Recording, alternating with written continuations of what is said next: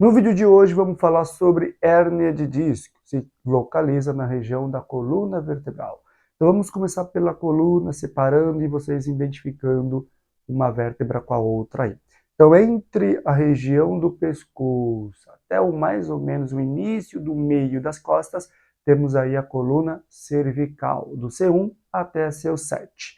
Do meio das costas até quase a curvinha que temos aqui, que é chamada lordose, temos aí a torácica, do T1 até o T12. Dessa curvinha que a gente falou, que é lordose, até o início aí do quadril, um pouquinho mais para baixo, região lombar. E da lombar, né, o finalzinho do quadril ali, até o último ossinho da coluna, região sacral e o cóccix. Então essas são chamadas coluna vertebral, totalizando 33 vértebras. E vamos lá, o que é uma hérnia de disco? Nada mais é do que uma separação entre uma vértebra e a outra, vamos dizer assim, tá? Fazer essa analogia aqui com vocês. Então aqui é uma vértebra, aqui é outra. Tem esse espaço. Então esse espaço a gente vai chamar de disco, e é realmente o disco que faz a função de amortecer a nossa coluna vertebral. E o que é uma hérnia, né? Por que gera uma hérnia? Dentro desse disco tem um líquido chamado líquido pulposo, que também tem a função de amortecer a nossa coluna. Quando a gente corre, quando a gente salta, quando a gente faz um agachamento na academia, ou no próprio sentar, né? Como eu estou sentado aqui, porém eu estou com a coluna reta, então eu estou com os discos alinhados. Quando a gente tem uma má postura ou não sabe da informação correta, a gente faz isso. Ó. Esse achatamento aqui eu vou esmagando meus discos. Ah, não pode? Pode, desde que você depois volte a alinhar normalmente e separe esse disco aqui, tá bom? Então, lembrando, o disco tem a função de amortecer. E o que gera uma hérnia de disco? Fator idade, que é normal, porque a gente vai desidratando esse disco e aquele líquido, lembra daquele líquido pulposo? Então vai desgastando, que é o fator idade. Agachamento ou cargas, sobrecargas sobre a coluna vertebral, né? Pegamos a barra aqui e faz o agachamento de forma errada, então você vai achatando, né? Vai esmagando esse disco. Lembra lá do líquido? Então esse líquido ele vai, conforme você vai esmagando, esmagando, esmagando, esmagando, esse líquido vai rompendo esse disco, tá? Então ele vai aqui, ó, tá assim, tá assim, tá assim, e ele vaza. Vazando aqui, né, rompe esse disco, e aí esse líquido, que é o líquido pulposo, pega aqui na medula. Então por isso que gera uma inflamação, de modo geral, medular, e acaba gerando dor. E aí, conforme você vai fazer o agachamento, ou fazer qualquer posição, tá pegando na medula, né? Então, vai gerando incômodo. E aí, como a gente descobre que tem uma hérnia de disco?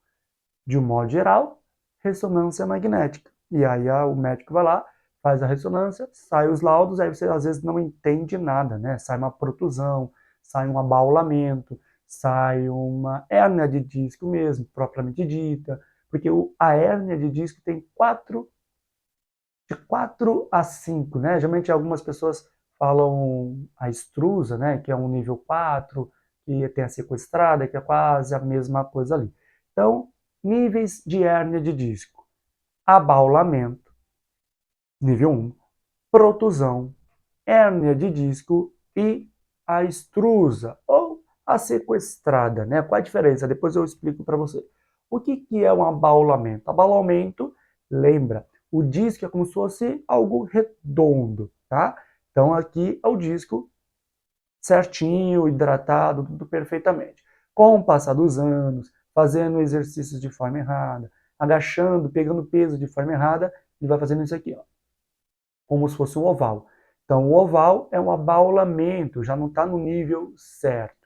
O que é uma protusão? Uma protusão, lembra lá do separamento? Então, já tem um rompimento, tá? Vamos dizer assim, ó. Então, ele tem um rompimento desse disco, mas ainda não pegou na medula. Então, a gente chama de protusão, tá? Já está o rompimento gerando dor também. Hérnia de disco. além de romper, ele pega na medula, por isso que acaba incomodando. E o que é o nível 4, que é aquele que eu falei, sequestrada ou extrusa? Além de fazer todo esse procedimento, ele rompe. Então ele meio que cai, né? Imagine que são várias, uma coisa viscosa, na verdade é, né? Então ele vai, é um líquido, e ele rompe esse líquido aqui. E a gente chama de sequestrada ou extrusa, que aí nesses casos, geralmente é só uma cirurgia mesmo, tá? Então, o que fazer quando tem hérnia de disco? Melhor coisa, ver lá realmente se tem, vai fazer uma ressonância magnética.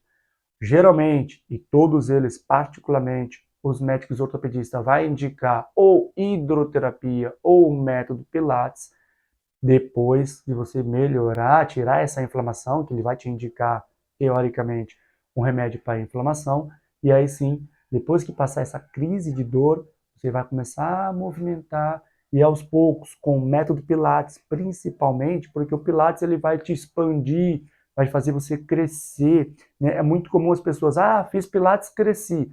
Não, na verdade a pessoa não cresce. Ele vai ajustar, vai melhorar a sua postura. Então, melhorando a postura, cresci. Mas na verdade não cresceu, só melhorou a postura. Porque geralmente a gente fica, né, assim, tá, tô diminuindo. Não, você também não diminui. Claro que você diminui um pouquinho, porque vai achatando, com o passar dos anos, a vértebra. Então a vértebra está assim, aí está assim. Aí você diminui um pouquinho, mas não nesse ponto, deixa eu ficar de lado aqui. Né? Fica assim, cresci. Não, eu alinhei a coluna. Então, eu melhorei a postura. Consequentemente, você cresce. Né? Então, a gente afasta esse disco, mesmo lesionado, e você vai ter uma qualidade de vida melhor.